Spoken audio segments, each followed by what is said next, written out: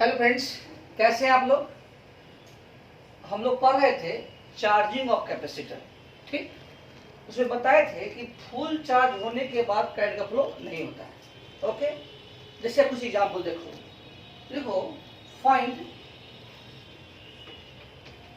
Induced charge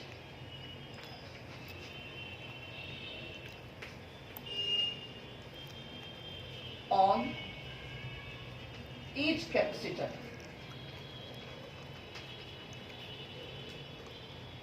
in the following circuit। Question है, दो तीन एग्जाम्पल देख लेते हैं, उसके बाद हम लोग पढ़ेंगे डिस्चार्जिंग। क्या पढ़ेंगे? डिस्चार्जिंग। जैसे मान लो कि यही कैपेसिटर है,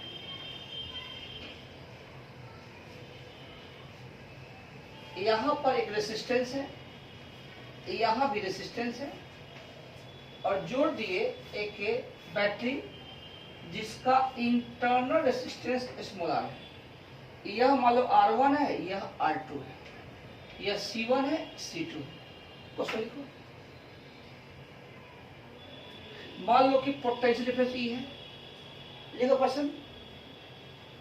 लिख लिया, चलो अब लिखना बंद कर दो। अगर कुछ नहीं कहा जाए इसका मतलब है हम लोग मान लेते हैं कि फुल चार्ज है। क्या मानते हैं? फुल चार्ज है। यह मान लो करंट I है, ठीक, यह I है। जहां भी कैपेसिटर लगा होगा उससे करंट नहीं जाएगा, बता चुके हैं। यानी करंट इधर से आएगा, ऐसे घूमते हुए ऐसे चला जाएगा। ठीक, तो क्या होगा, यहां से यहाँ IR1, यहां से IR2, यहां से IR minus E equal to 0। तो I कितना हो जाएगा? E by R1 plus R2 plus R। कोई दिक्कत नहीं है। मान लो कि यह A है, यह B है, यह भी B हो गया। क्योंकि जब तक नहीं कहा जाए यह रेसिस्टेंसलेस है, यह C है, तो बताओ VA minus VB, VA minus VB, मान लो कि इस पर चार्ज Q1, इस पर Q2 है, यानी Q1 बाई C1। ध्यान दो, VA माइनस VB क्या हुआ? Q1 by C1। हम बताए हैं कि फुल चार्ज होने के बाद करंट का फ्लो नहीं होता है, और फुल चार्ज होने में अनंत समय लगता है, लेकिन नियर अबाउट मैक्सिमम तुरंत होता है। तो हम लोग मान लेते हैं कि कैपेसिटर फुल चार्ज हो गया, होता नहीं है। ठीक, तो इस पर चार्ज फुल कितना है? Q1 by C1 equal to IR1। यह हो गया IR1। अब तुम I का वैल्यू डाल दो, या यूं कहो Q1 इक्वल टू कितना? IR1 C1। यहाँ लिख दो Q1 इक्वल टू I का वैल्यू कितना होगा? E by R1 plus R2 plus R into R1 C1। Q2 निकल गया।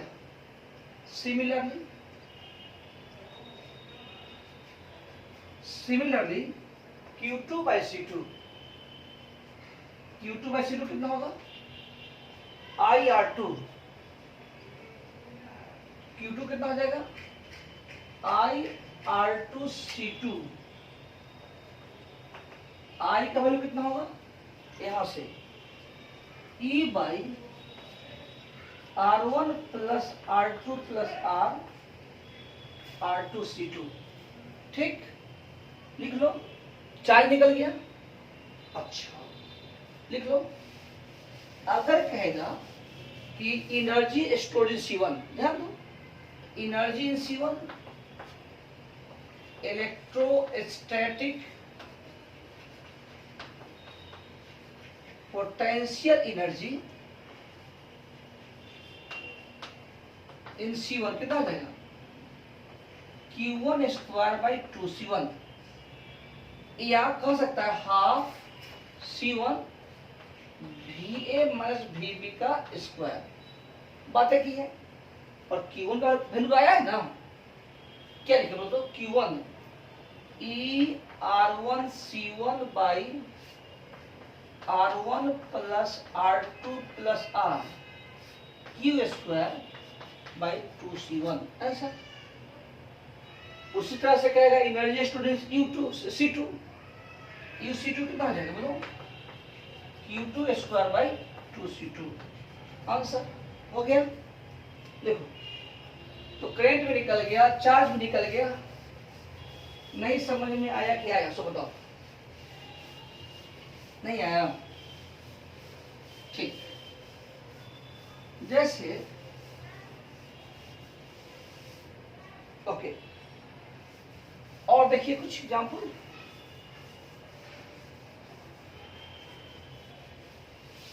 देखो calculate question, calculate total charge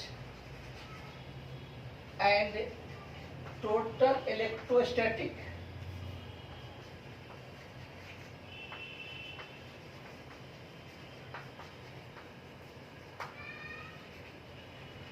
energy stored in the following capacitor. जैसे मान लो कि यहां पर C1 है, ठीक, यहां पर C1 है। कुछ मान लो कि यहां रेसिस्टेंस क्या है R है, रेसिस्टेंस R है। यहां मान लो कि रेसिस्टेंस R है कि R1 R2 मान ले, बोलो जो कहेगा मान लेंगे। चलो ये R1 है, ये R2 है। R1 R2 मानने से यही होगा कि थोड़ा कैलकुलेशन बड़ा हो जाएगा, कुछ है नहीं। C1 है C2 है। चलो यहां पर मान लो एक रेसिस्टेंस R3 या C1 है तो R1 मान लो, C2 है तो R2 मान लो, तो सुंदर लगेगा नहीं? कुछ कुछ मान लीजिए। एक बैटरी है जोड़ दिए जिसका EFES है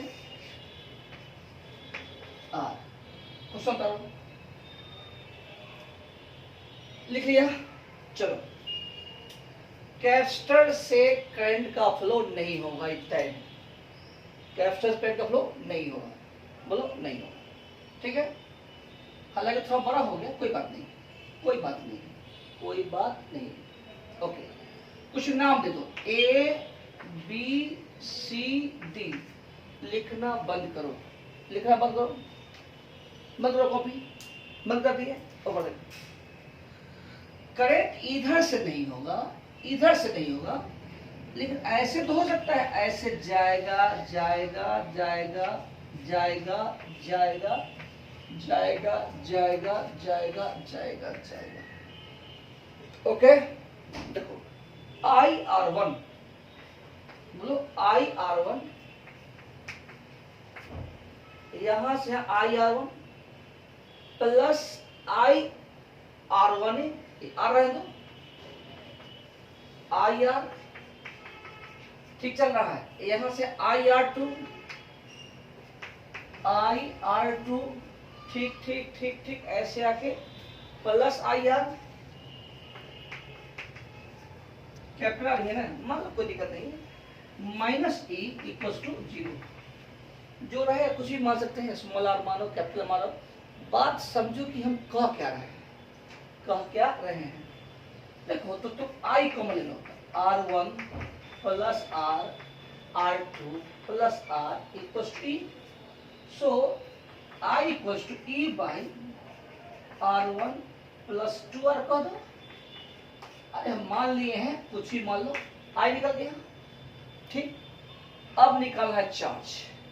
मान लो कि यह प्लस Q1 है और यह प्लस Q2 है। हम बार बार बोल रहे हैं फुल चार्ज होने के बाद करंट का फ्लो नहीं होता है, ठीक। जब भी कैपेसिटर से करंट का फ्लो नहीं करेंगे, इसका मतलब है कि वह क्या है, फुल चार्ज है, ठीक। लिख लिए। अच्छा अब ध्यान दो, VA minus VB, VA minus VB, तो VA माइनस VB लिखो Q1 बाई C1, गुड।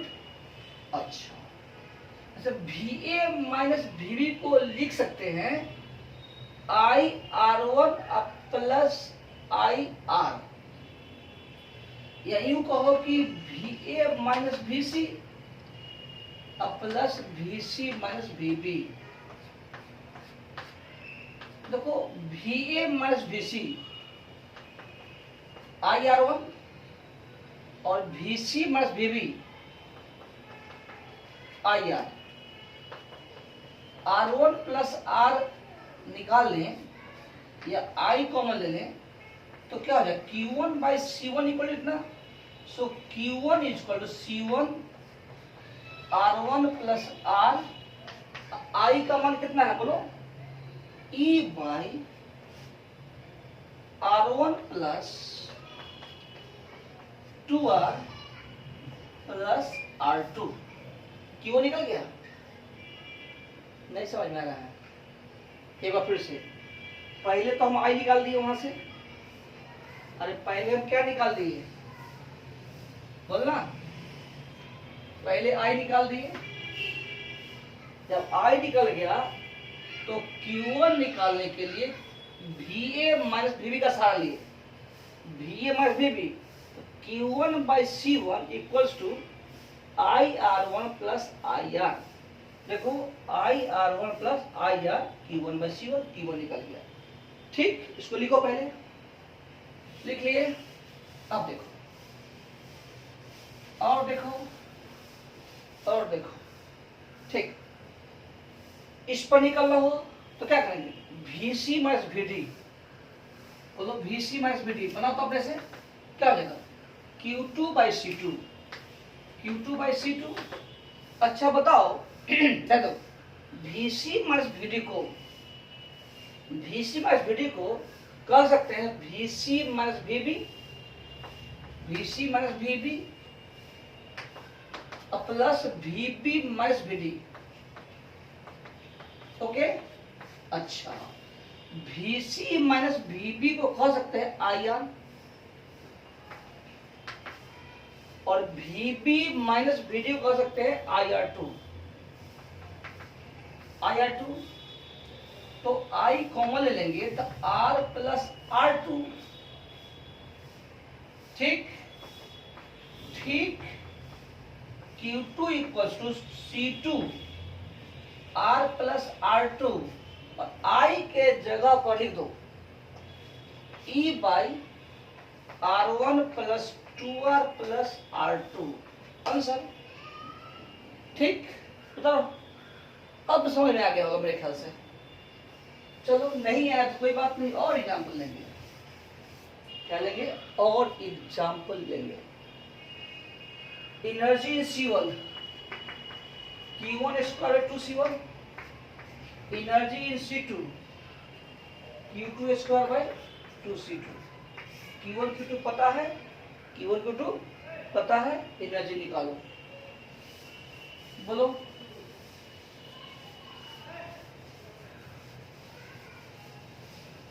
तुम लोग को हर ब्रांच में करंट निकालना आना चाहिए। तो हम चार्ज निकालना सिखाए थे, करंट निकालना सिखाए थे, कितना सीखा है, प्रैक्टिस करता नहीं है। कहते बना बना के फोटो भेजो, लेक्चर का अपडेट करो, कुछ करता नहीं। देखो यहाँ तो कोई दिक्कत नहीं। जैसे मान लो कि एक कैपेसिटर है, सॉरी बैटरी है, इसका इंटरनल रेजिस्टेंस R मान लो, क्या बोलो, इंटरनल रेजिस्टेंस R। चलो एक कैपेसिटर C है, इसमें एक और रेजिस्टेंस लगा दिए, चलो एक और रेजिस्टेंस लगा दिए, चलो R1 मान लो, R2 मान लो, C1। ठीक, और भी कैपेसिटर मान लें, बोलना। चलो एक और कैपेसिटर मान लो, C2। क्वेश्चन से देखो, find charge on each capacitor. Question बनाओ, बनाओ, हो गया। ठीक, लिखना बंद, लिखना बंद। चलो करंट इधर से होगा, होगा यहाँ कैपेसिटर आ गया, हम बता चुके हैं कैपेसिटर को डीसी ब्लॉक एलिमेंट कहते हैं।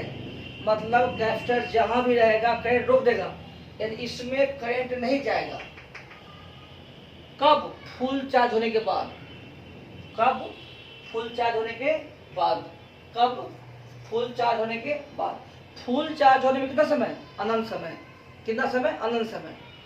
तो फुल चार्ज होने में अनंत समय लगेगा, तो अनंत समय तक करंट होगा, लेकिन मेजरमेंट में नहीं आएगा, क्योंकि rate of flow of charge बहुत स्लो, लेकिन नियर अबाउट मैक्सिमम तुरंत होता है। नियर अबाउट मैक्सिमम तुरंत होता है। इसलिए हम लोग मान लेते हैं कि कैपेसिटर अपना फुल चार्ज हो गया। अब नहीं बोलेंगे मुंह दुखा गया। आगे देखो, कोई करंट नहीं है, कोई करंट नहीं है, बात खत्म। यानी कि इस पर भी फुल चार्ज है, इस पर भी फुल चार्ज है, बात खत्म।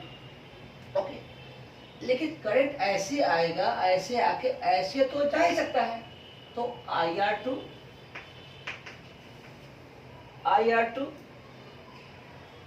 Plus IR minus E equal to क्या है? 0। I कितना हो? E by R plus R2। चलो जो है, अब ध्यान दो, इसको मान लो A, इसको मान लो B। देखो Q1 बाई C1, ध्यान दो, VA माइनस VB। अब डायरेक्ट करते हैं, अब direct VA minus VB Q1 by C1 या Q2 by C2 I into R2। लिखना बंद। VA minus VB Q2 by C2 equals to Q1 by C1। इसमें करंट नहीं है, करंट रहता तो बराबर नहीं होता। करंट नहीं, इसमें करंट नहीं है, करंट नहीं है, करंट नहीं है। क्यों नहीं है? क्योंकि कैपेसिटर लगा हुआ है। जिस सर्किट में कैपेसिटर हो, करंट का मान 0। ओके, तो Q1 equal to C1 IR2, Q2 equal to C2 IR2। तुम पुट करो I का मान, आंसर, बात खत्म। लिखो, अरे I यही नहीं, पुट करो ना, पुट करो, हो गया। एनर्जी की बात आएगी तो एनर्जी इन C1 कितना होगा? Q1 square 2C1। Energy in C2 कितना होगा? Q2 square by 2C2। देखो, लिख लिए, चलो।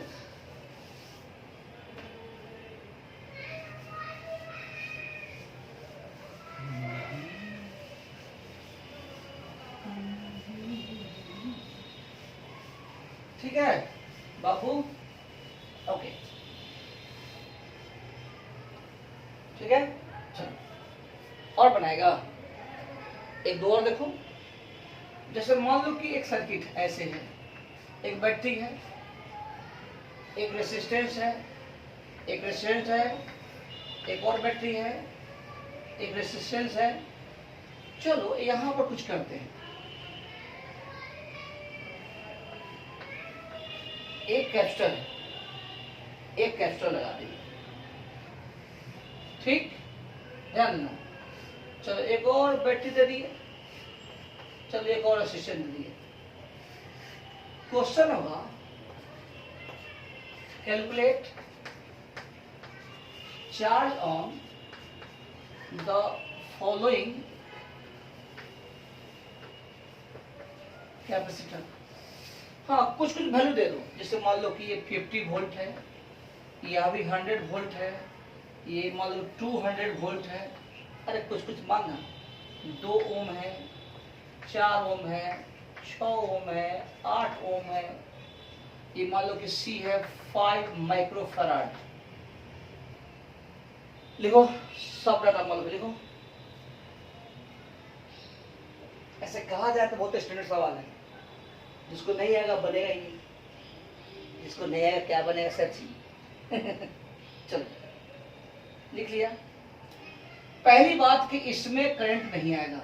हमको पता है कि 100 वोल्ट का बैटरी है, कोई फर्क नहीं पड़ता है, कोई फर्क नहीं पड़ता है। इसमें करंट नहीं होगा क्योंकि कैपेसिटर आ गया। कैपेसिटर करंट को रोक देता है, चिल्ला के 10 बार बोल चुके हैं। कैपेसिटर करंट को रोक देता है, कैपेसिटर करंट को रोकता है। कौन करंट को? डीसी को।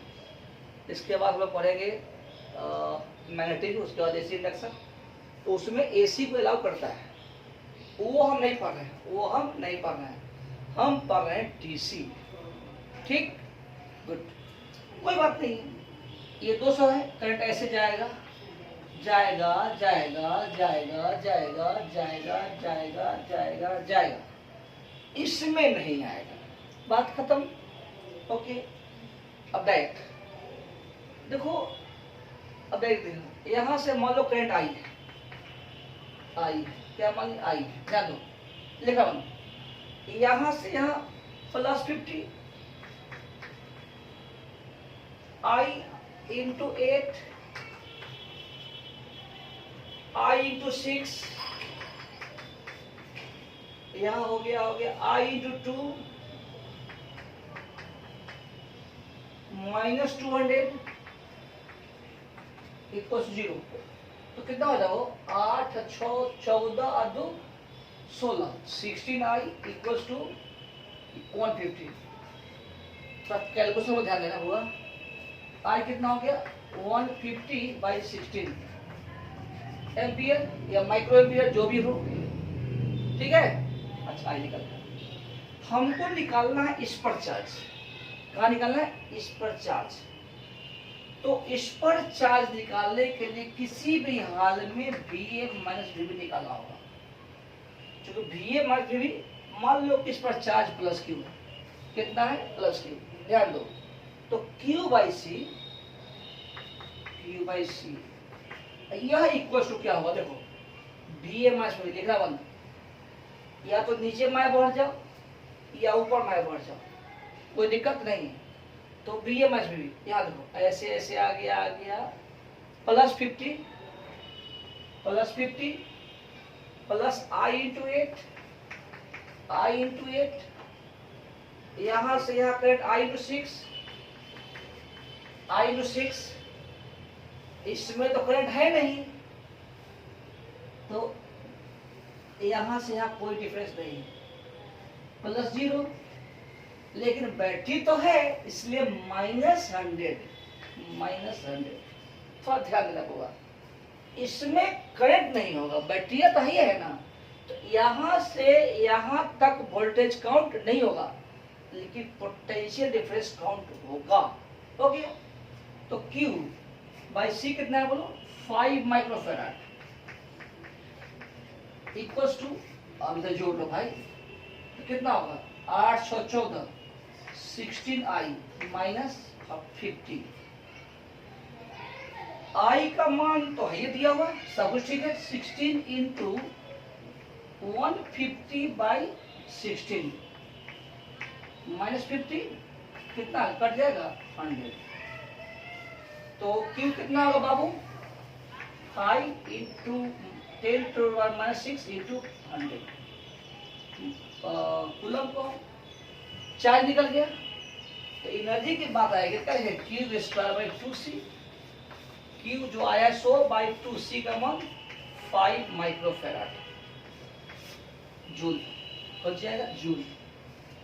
ओके, लिखो, इस तरह से हम लोग बहुत सवाल देख लिए, कोई दिक्कत बोलो, कोई शिकायत, ठीक। देखो, तो कैपेसिटर करंट को अलाउ नहीं करता है, डीसी को अलाउ नहीं करता है, कैपेसिटर डीसी को अलाउ नहीं करता है। बहुत सारा एग्जाम्पल देख लिए, बहुत सारा कुछ देख लिए, है कि नहीं। अब आगे लिखो, डिस्चार्जिंग ऑफ कैपेसिटर, लिखो discharging of capacitor. Time 1 second,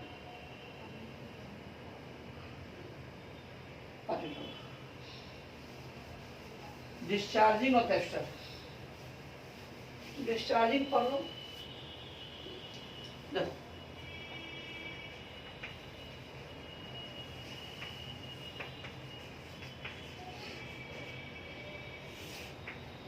देखो यह अपना कैपेसिटर है, इसको हम चार्ज किए है ना, तो बहुत समय के बाद इस पर +Q हो गया, -Q हो गया, यही है Q कितना हो, EC हो गया।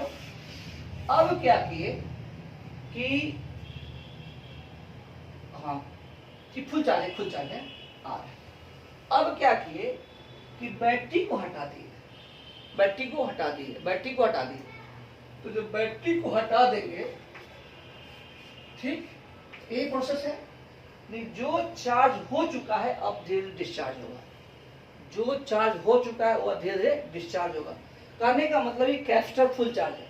जैसे मान लो कि अपना एक पंखा लगा हुआ है, उसमें कैपेसिटर है, अरे कंडेंसर, कंडेंसर, वो कंडेंसर फुल चार्ज है। कंडेंसर क्या है? फुल चार्ज है। अब तुम बताओ, कंडेंसर फुल चार्ज है, लाइन को ऑफ कर दिए, स्विच ऑफ कर दिए, क्या करंट होगा? होगा कि नहीं? हाँ चाहे नहीं बोलो, नहीं होगा? होगा।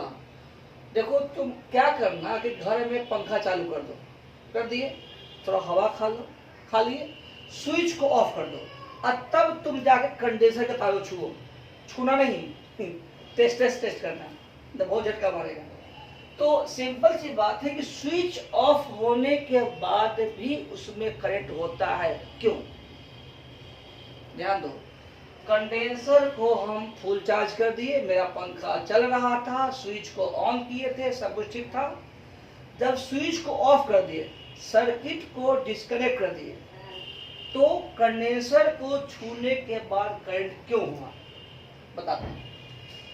कंडेंसर का फुल चार्ज था, कंडेंसर का क्या था? फुल चार्ज था। कंडेंसर का काम क्या है? एनर्जी को स्टोर करना, एनर्जी को स्टोर करना। तो जब कंडेंसर मेरा फुल चार्ज है, एनर्जी स्टोर हो चुका है, तो क्या हुआ? जो एनर्जी स्टोर हो चुका था वह धीरे धीरे रिलीज होगा। तब तक हुआ जब तक कंडेंसर पूरा का पूरा डिस्चार्ज न हो जाए। ठीक, उसी की पढ़ाई कर रहे हैं। तो मान लो कि यहाँ पर कंडेंसर में चार्ज फुल है, माइनस की बात, ठीक। अब ध्यान दो कि यहाँ अगर प्लस है तो यहाँ माइनस है, यानी कि ध्यान देना, ध्यान देना, इलेक्ट्रॉन का फ्लो ऐसे आएगा, ऐसे आएगा, नेगेटिव से ऐसे होते हुए, ध्यान देना हुआ, ध्यान देना, ध्यान देना, ध्यान देना, यानी कि इलेक्ट्रॉन ऐसे घूम करके आएगा, इलेक्ट्रॉन घूम के आएगा। तो जब इलेक्ट्रॉन घूम के आएगा तो उसके उल्टा डायरेक्शन में करंट होगा, ठीक। तो यह ध्यान दो कि यह Q0 है, माइनस Q0 है, ध्यान देना, ध्यान देना, यह रेसिस्टेंस है। तो जब इलेक्ट्रॉन ऐसे आएगा तो करंट ऐसे आएगा, ठीक। तो मान लो, ध्यान देना, मान लो at any instant t the electric current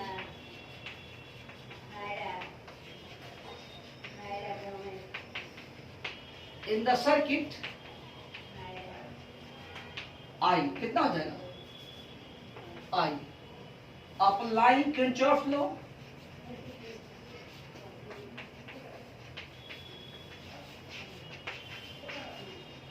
Kirchhoff law, ध्यान दो।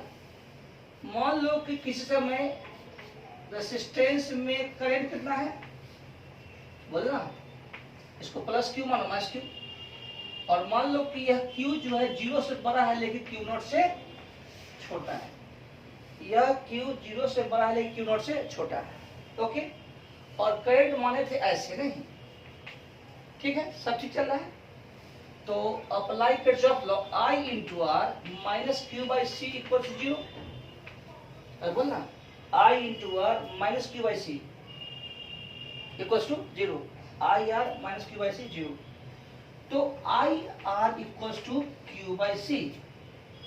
अच्छा, I को क्या कर सकते हैं? क्यू बाई आर सी, इसको लिखो, पहले लिख लिया। डिस्चार्जिंग में ज्यादा समय नहीं लगता है, बस 5 मिनट खेलें। जो भी थ्योरी कहानी किस्सा है सब चार्जिंग में हो गया, ओके। इस आई को कर सकते हैं minus D by D T, minus क्यों? धीरे धीरे चार्ज घट रहा है, धीरे धीरे चार्ज घट रहा है, ठीक। क्यू बाई आर सी, तो D Q by Q equals to D T by R C, negative indicate कर दो। t बराबर 0 पर चार्ज Q0 था, मैक्सिमम चार्ज। शुरू में चार्ज क्या था? मैक्सिमम, शुरू में चार्ज मैक्सिमम जो था। जो था। आफ्टर टी सेकेंड, कुछ समय के बाद मान लो कि चार्ज QT बच गया, तो इंडिकेट कर दो ln, तुम सब समझता है, अब हम रोकेंगे नहीं। -T/RC इंडिकेट कर दिए, upper limit minus lower limit, ln QT minus ln Q0 minus T/RC, so log A minus log B, log A by B minus T/RC, log, ध्यान दो विथ बेस E सिखा चुके हैं, ln का मतलब log of something with base E, QT by Q0 minus T/RC, तो QT कितना हो गया, ध्यान दो याद करो, QT by Q0 इस पर पावर बोलो e to the power minus T/RC, so QT equals to Q0 e to the power minus T/RC, और Q0 को क्या बोले थे, E इंटू सी, अरे किसी न किसी बैटरी से चार्ज ना हुआ था, ये तुम्हारा QT, और इसको उतार दिया, लिखो, पहले लिख लिया। अब ध्यान दो, रेट ऑफ डिस्चार्जिंग क्या होगा, रेट ऑफ डिस्चार्जिंग कितना होगा, I equal to dQT/dt, discharging मतलब नेगेटिव या माइनस, डिफरेंशिएट करो, माइनस T/RC, सोचता हूँ सर जी समझा क्यों रहे हैं, क्या समझा, सब समझा चुके हैं, इंटीग्रेट डिफरेंशिएट करते तो माथा घूम रहा है, चलो सीधी कट जाएगा, यह minus minus plus E/R e to the minus T/RC, जिसको I0 कहते हैं। तो याद करो चार्जिंग में भी यही करंट आया था और डिस्चार्जिंग में भी यही करंट आया है, लिखना बंद करो थोड़ा के लिए, चार्जिंग में भी यही करंट आया है और डिस्चार्जिंग में भी यही करंट आया है, मतलब कह सकते हैं कि कोई भी कंडेंसर जिस रेट से चार्ज होगा उसी रेट से डिस्चार्ज होगा। एक ऑब्जेक्टिव पूछा हुआ भी है, तो लिखो नोट में, नोट देखो, rate of charging equals to rate of discharging, rate of charging is equal to rate of discharging. अच्छा, पिछला लेक्चर में और अभी जो पढ़े हैं ध्यान देना, इसी का सेम यूज है इंडक्टर में, तो उसमें टॉपिक होगा growth of current in inductor, यहाँ पर आ रहे हैं growth of charge on capacitor, result भी सेम है, लगभग 99.9% वही उतार देना है। यहाँ पर है कि इलेक्ट्रोस्टैटिक एनर्जी स्टोर होता है, वहाँ पर मैग्नेटिक एनर्जी स्टोर होता है, ठीक, यहाँ पर कैपेसिटर बोलते हैं, वहाँ पर इंडक्टर बोलेंगे, इसलिए इसको 2 बार पढ़िएगा, समझ में आ गया, लिख लो।